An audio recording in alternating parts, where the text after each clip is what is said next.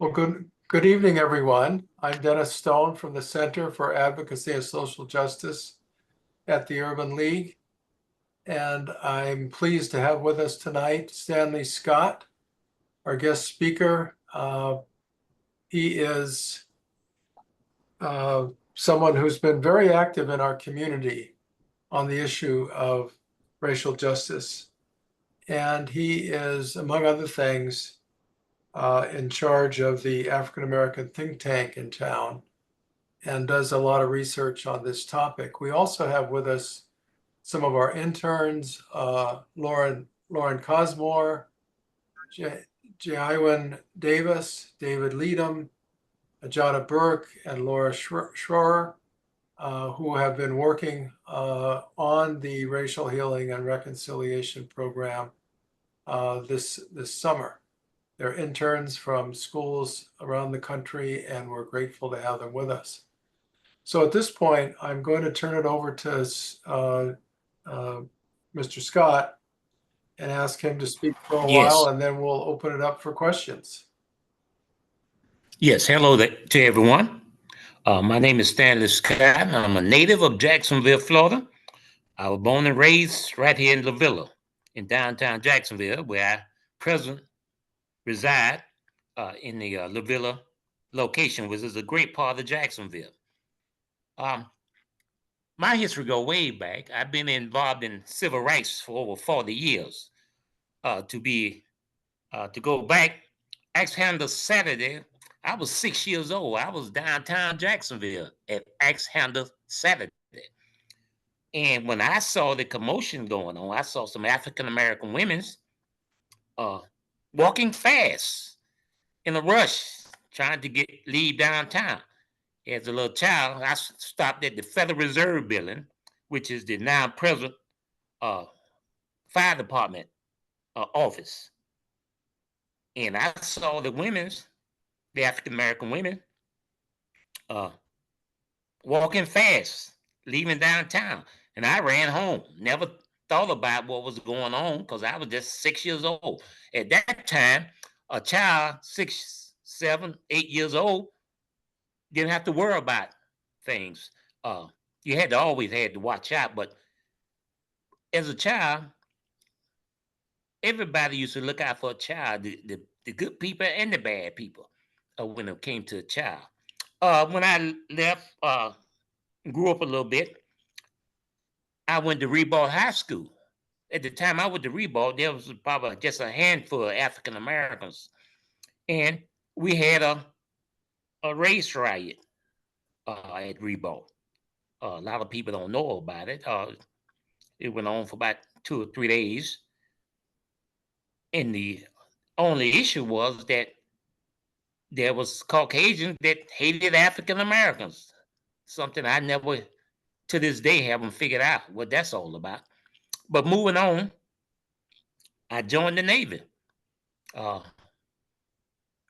during the time of Vietnam, the Vietnam era. Let me put it that way. And that's when I really was introduced to racism. I made what we call rank uh, in the military very, very quick, and I was a supervisor. So for many years, you know, then I wound up being the ringleader of the African Americans in the group. And I went on the Roosevelt, the first uh, aircraft carrier during that time, CVA 42, and we had a sit-in. Uh, yeah, we had a sit-in on the ship, on the flight deck, on the flight deck. Uh, that was really my first true introduction to racism and a whole lot of the issues going on. Then I left there and went into the further into the military. I had to address when I was a part of VP 56 in that Jax. We had to deal with race and we had to sit in there. Uh, then when I was about to leave the military, I had to put my commanding officer, something that was unheard of during that time, I put my commanding officer on 9 counts of discrimination. He was from a little small town in Alabama, and he hated African Americans. I'm still trying to figure out what was that all about.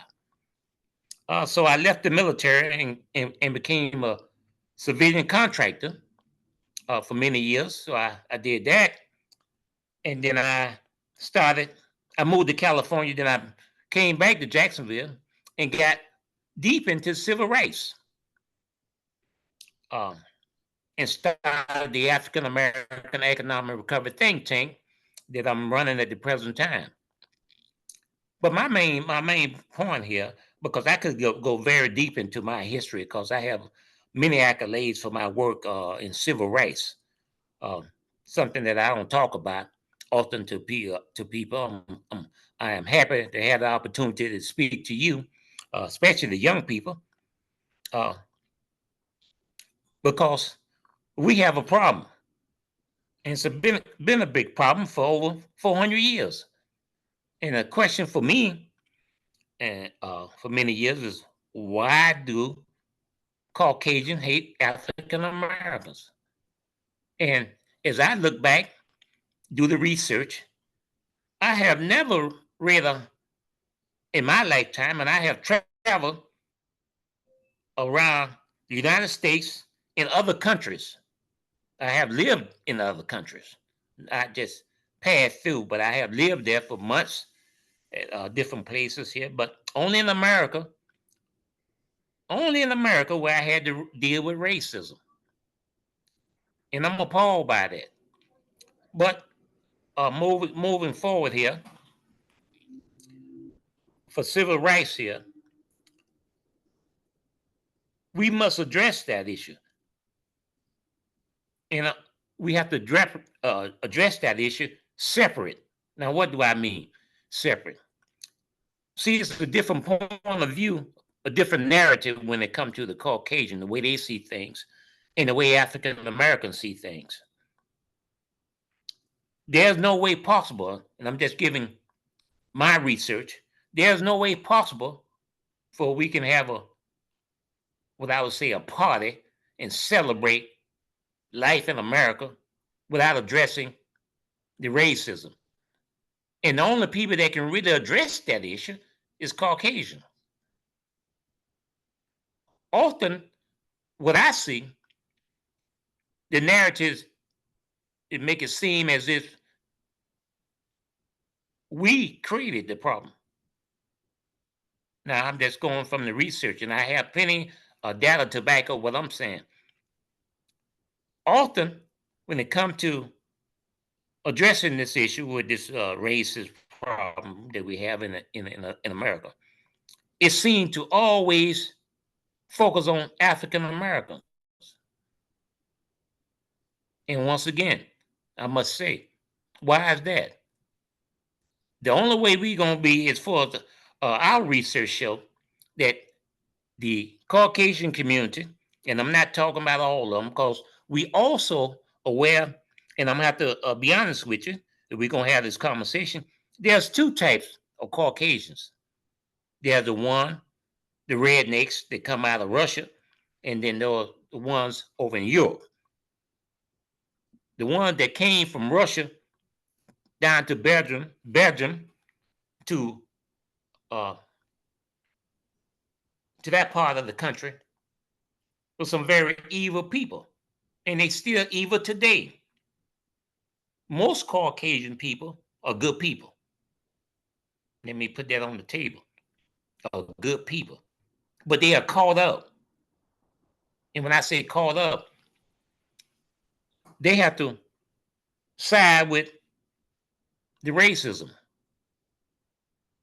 even though they know that for a fact that it's wrong.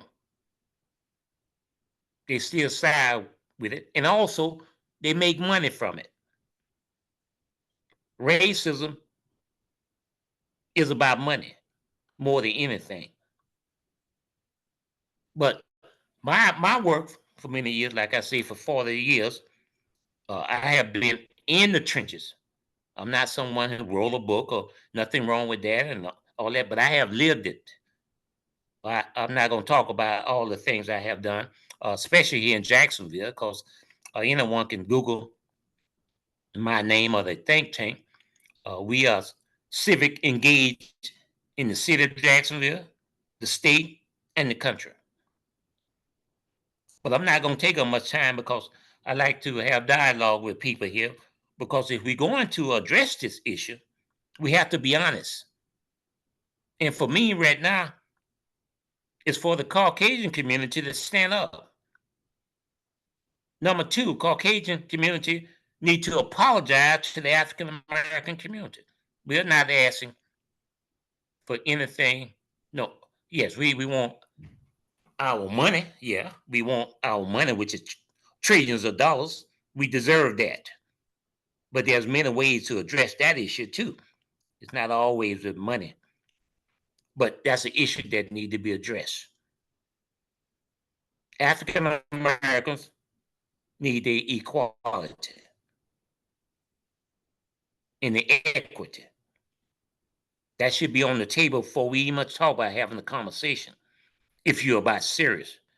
And the Caucasian community need to have a conversation with Caucasian to find out why so much hate, especially right here in Jacksonville. We have folks flying around doing a football game. Well, I'm not going to talk about that because most people know what I'm talking about. And then we have a city council. And the reason why the consolidation came about, it was about power for Caucasian. And let me give you a quick example, and I'll be very brief. A quick example is the at-large member.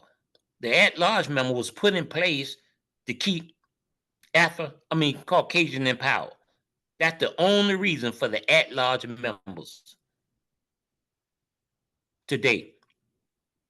When we talk about redistricting, that's the issue. Even when the judge on 3 occasions sided with the African American community, the city council today, I'm not talking about old stuff, I'm talking about new stuff. The city council today still disenfranchise African Americans. So I'm gonna just stop right here because, like I say, I'd be happy to send out plenty of information from the think tank. But if we're gonna have a serious conversation, it must begin in the Caucasian community first. Thank you.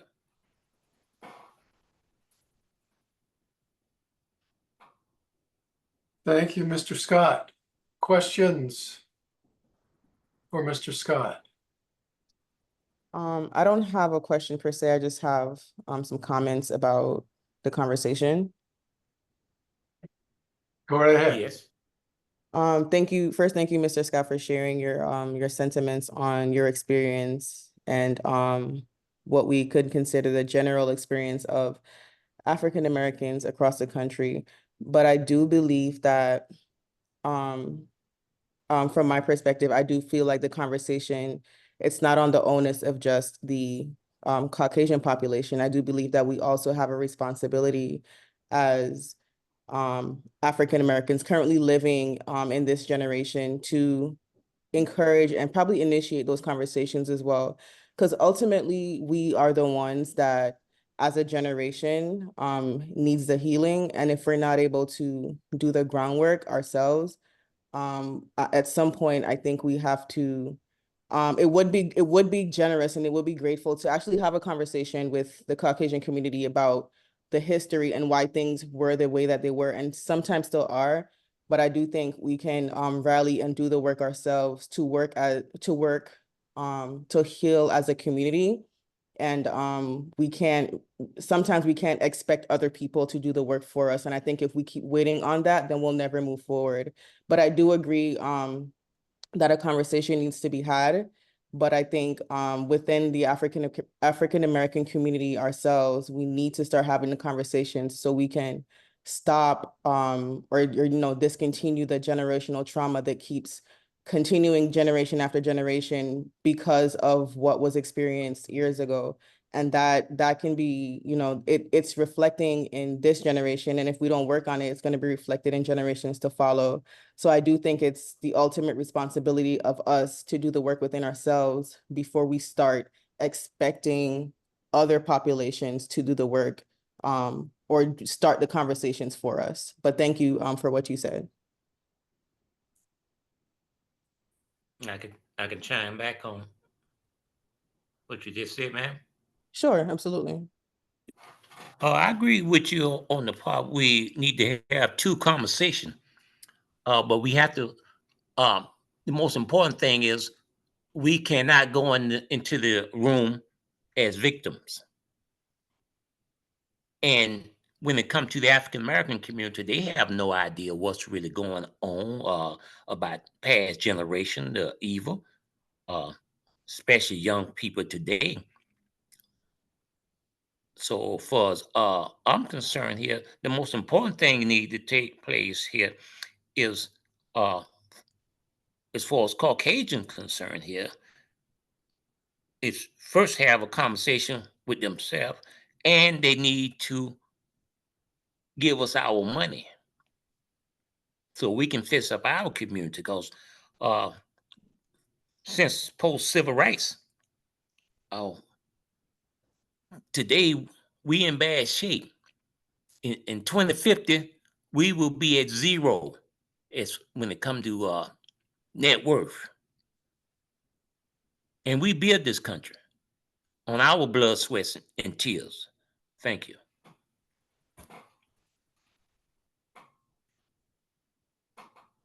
I was wondering,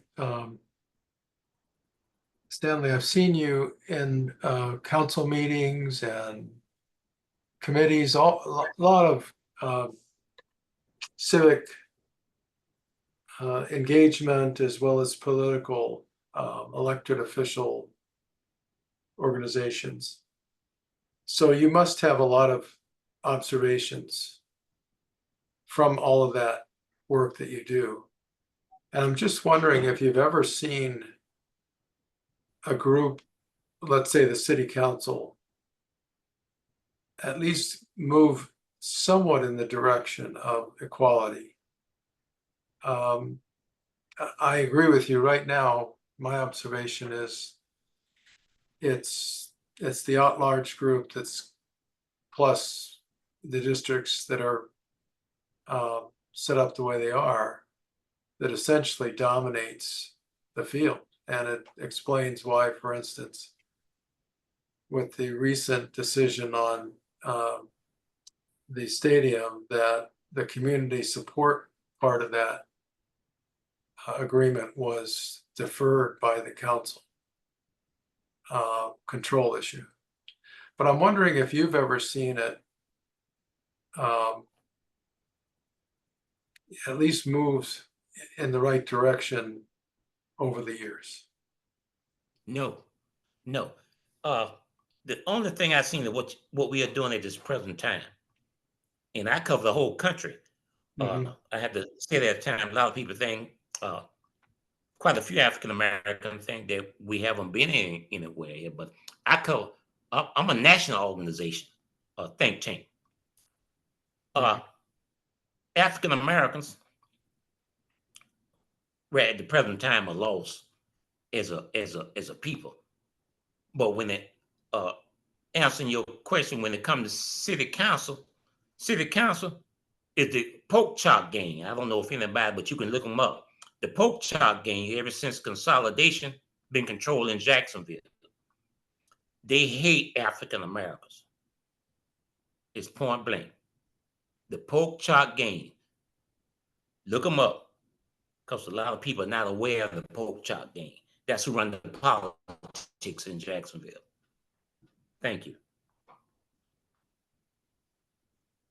Right. Other questions for Mr. Scott? You mentioned that you moved to California for a while, and I was wondering like what different experiences you've had in California versus Jacksonville, because I'm from California and just the research I've done in Jacksonville and the education versus California is very different, especially when covering topics like race. Absolutely. One thing about California, I'm glad you brought it up.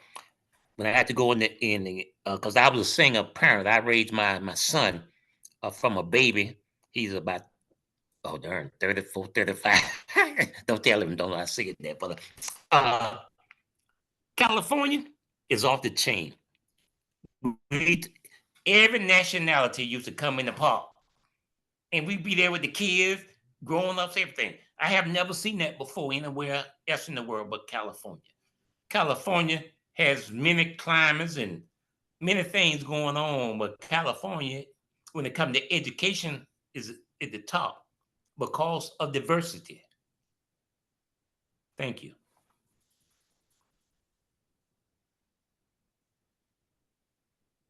We just lost your sound for a second there, I think. Me or Oh, she? you're okay now. Any Okay, I'm follow-up sorry for? about that.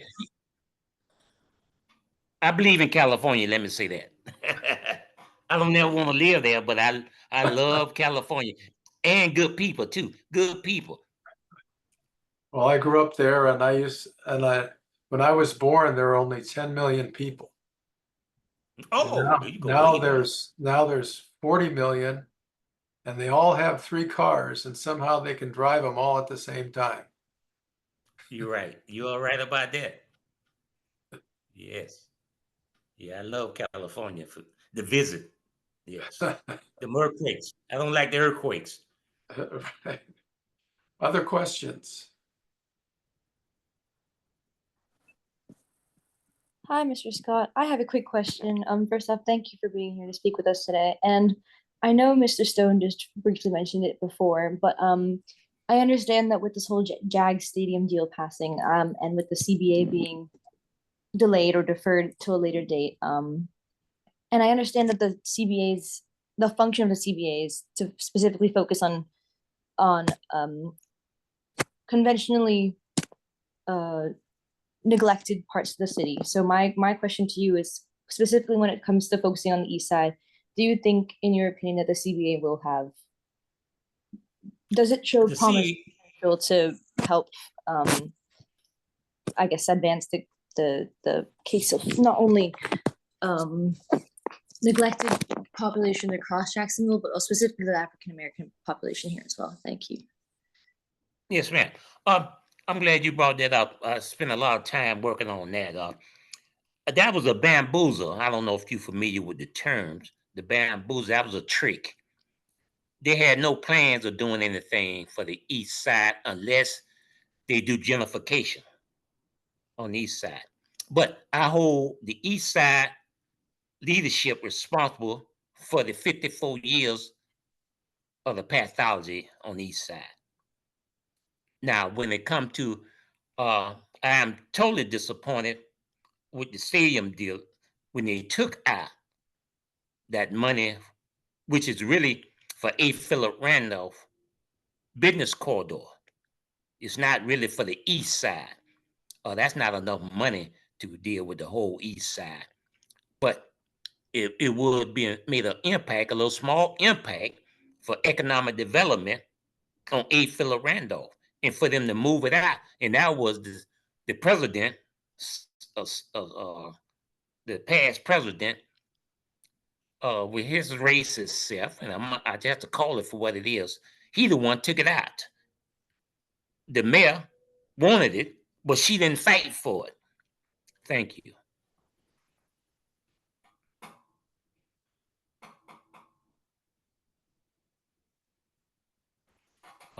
Is I'm still dropping out? You're fine. You're fine. Other questions? Okay.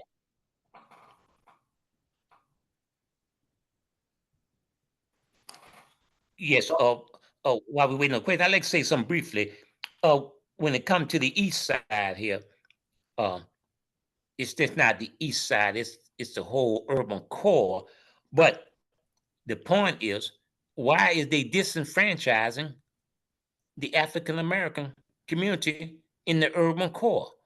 I don't understand that. But I hold African American leadership accountable for your fair leadership. You might want to share with the audience the how consolidation had an impact on African Americans and what the power struggle that went on there. Well, it was what I said earlier was a bamboozle. What happened when there was the rural pork chop gang moved to Jacksonville, and then there was about 4 African American.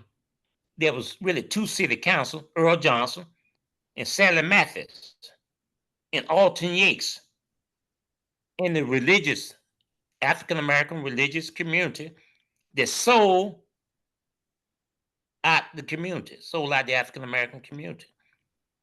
But when they set it up for consolidation, when they put in the at-large members, that removed the power that African Americans had in the community. Because I was born and raised in La Villa, it was very bright, very active. I'm talking about it was a destination, a city in the country. People were coming from around the world to Jacksonville. But once consolidation took over and the pork chop game took over, the politics, they control it now. It's been a big bamboozle and it's continued to be a bamboozle today. But it was African Americans who had the power. And a few of them sold out. And mainly Earl Johnson and Sally Mathis.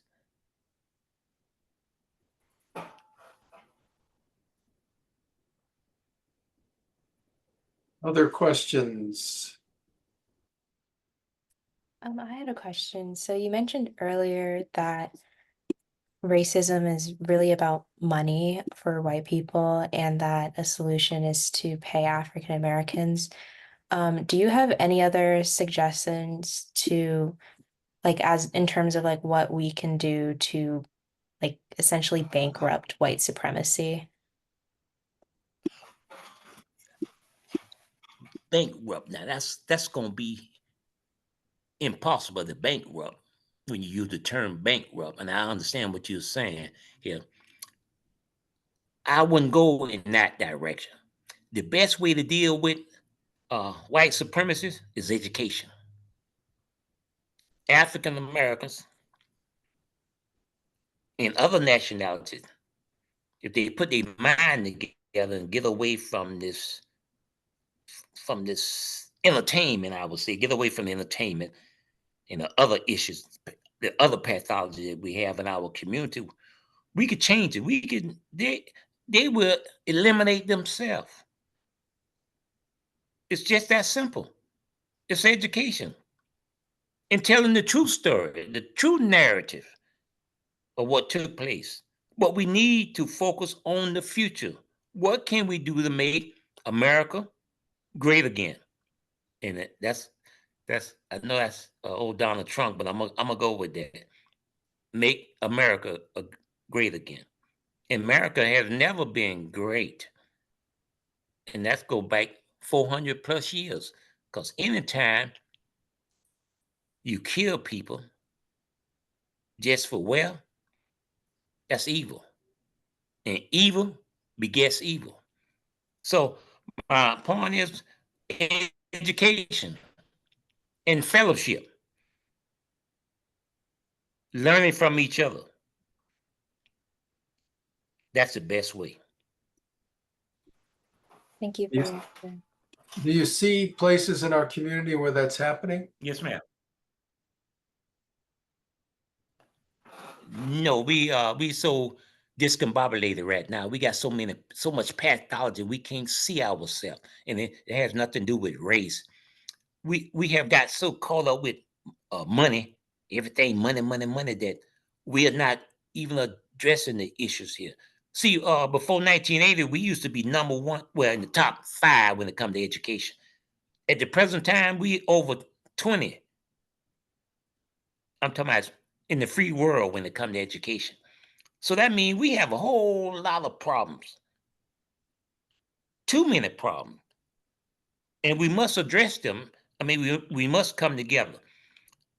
Yes, racism happened. It's still going on covertly. It's still going on, but we can come together, and if we come together as a unified front, I'm talking about all the good people, regardless of race, we can make an impact and let it destroy itself. Like the over in Asia, when they have a disagreement in business, they stand up and turn their back. Mhm. That's all they say. They don't uh, get mad at each other or want to hurt each other and all that stuff. They just stand up and turn their back. That's a sign that we don't agree with you. Well, that's what we need to do. All the good people in America need to stand up and turn our backs on the rednecks. Yes, because they causing a lot of problems. And it's all perpetuated by money. Thank you. Other questions for Mr. Scott?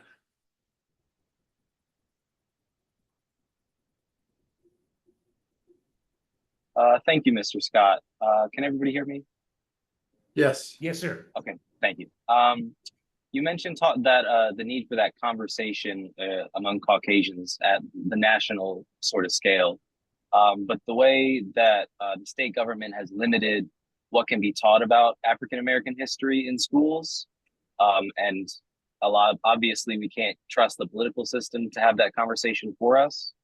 So at the ground level, how do we, advance that conversation to be had at a larger scale?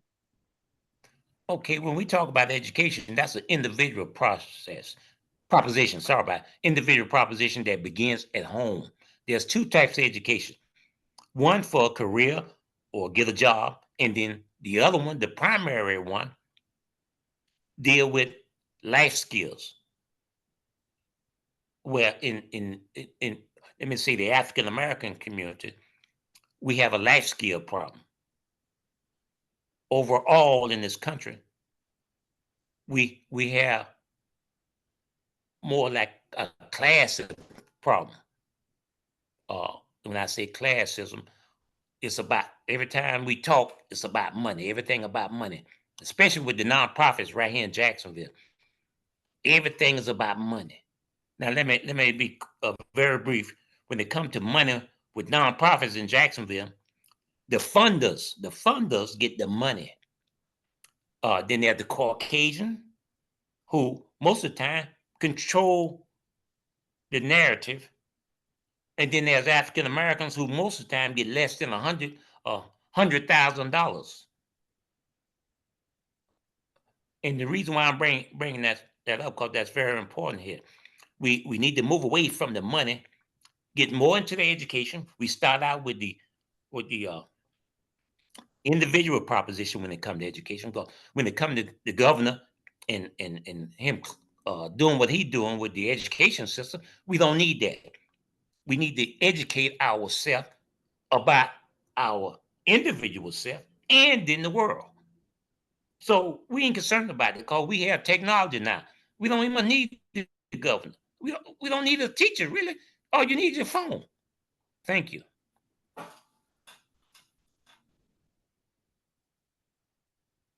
So it sounds like what you're saying is that changes in technology have changed the playing field. Correct. Yes, sir.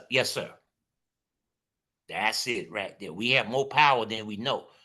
But we're so busy looking at each other and doing all that stupid stuff on the social media that we're falling further behind, especially with African Americans. When I was coming up, my father used to make 90 cents on the dollars compared to a Caucasian with a high school diploma. Today, we have regressed to 53 cents on the dollar. Yes, there's African Americans making money that you see them entertainers and all that. But when it really come down to it, we are falling behind. The average African American make about 30 to 40,000 a year, compared to a Caucasian is $250,000. Thank you.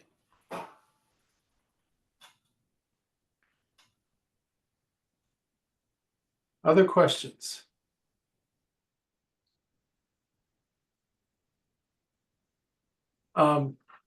You were mentioning you were in the military. Yes. And I was wondering, you mentioned the racism in Jacksonville and then racism in the military.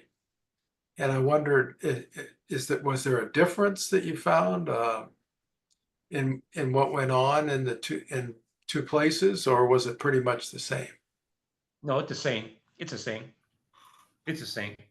The only difference today when the pork chop gang left the rural area and moved to Jacksonville, then we start having a lot of issues here when it comes to that the racism.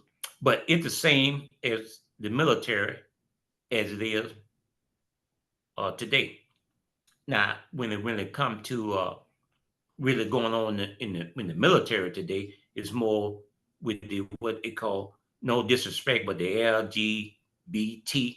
I may not get that right, how we put it, but that's the main issue now in the military. Even though covert racism is still there because it's about money. Mhm. If we get the money out the issue, if we move the money out the way, a lot of things will just fade to the side, and we can have a better quality of life in this country. So you're saying that there's in essence, a classism that's connected to racism. Absolutely. Yeah, you have that today when you talk about politics. You have a ruling class, right? And the working class, where it used to be where politics, where when it comes to politics today, whether you're a Democrat or Republican, they look out for each other. That's the 2%ers. Most of them are 2%ers. They play the game. That's why they only want two parties, the Democrats and the Republicans. They don't want no other party. But the people that have good intentions, as they say, people with good intentions need to come and have their own party, their own independent party. It would definitely change the landscape for the better. Thank you. Other questions, comments, observations?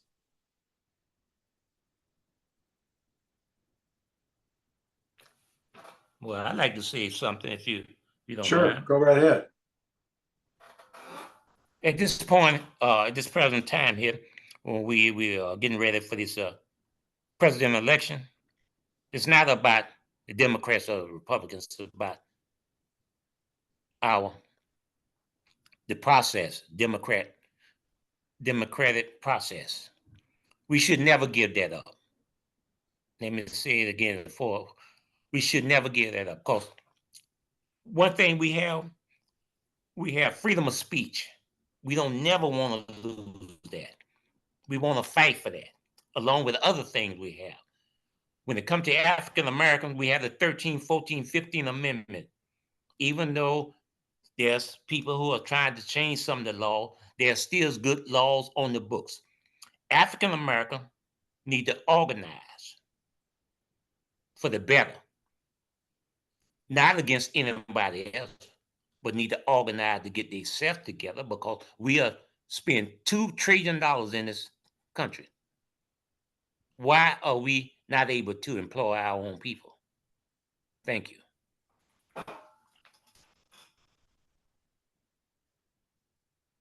One thing I wanted to ask you, again, because of your experience and your activism in the true sense of the word, you're a very active individual and you get engaged with the community and focused on equality, racism, trying to change things. You're a change agent. I'm wondering if you have found any organizations that have been helpful to move the needle, even though there may be some power involved there. But are there some organizations that have been successful at change? Well, what y'all are doing is the right thing. I do not support Black Lives Matter. I do not support the Northside Coalition. Most of these organizations are only concerned about money. I'm talking about a lot of these nonprofits. They only concerned about money. It doesn't. There has to be a real problem. Being the richest country in the world, we cannot. We got homeless people. We have people have all kind of mental problems. We have people that working out here, mothers and fathers that working for a little bit of money, but you have people that have $5 million cars, 5 million. Well, one of these rappers out here got $100 million home, and we have people out here don't know if they're gonna have somewhere to sleep tonight. I have a problem with that. Thank you.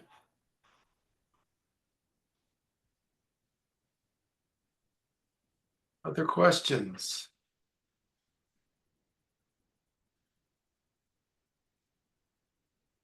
All right, would you like to close? Absolutely, no problem.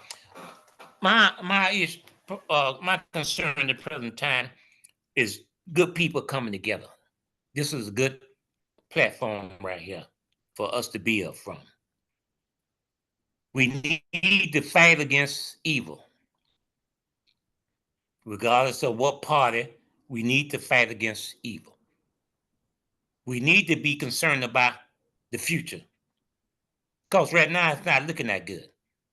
I look at the numbers every day. We, at the position that we are in, all of us, can make an impact. Yes, we must have discussion. We must disagree in order to move forward. But as human beings, we are too caught up in the money. We must find a way to help others do better. Because as we help them, we help ourselves. Thank you. Well, that's a wonderful message, Mr. Scott. Thank you so much for being with us tonight. On behalf of the Jacksonville Urban League, I want to thank you and thank you for all you're doing in the community. And I want to thank our interns who've been working on this project for years. And we've had some very successful speakers, and we're planning on continuing to do this and to try to make a difference in the community. But again, thank you. Wish you all the best, and everyone have a great rest of the evening. And Yeah, remember, Danford, thank you. yes. Yeah, Danford, thank you. All right, I will pass that on.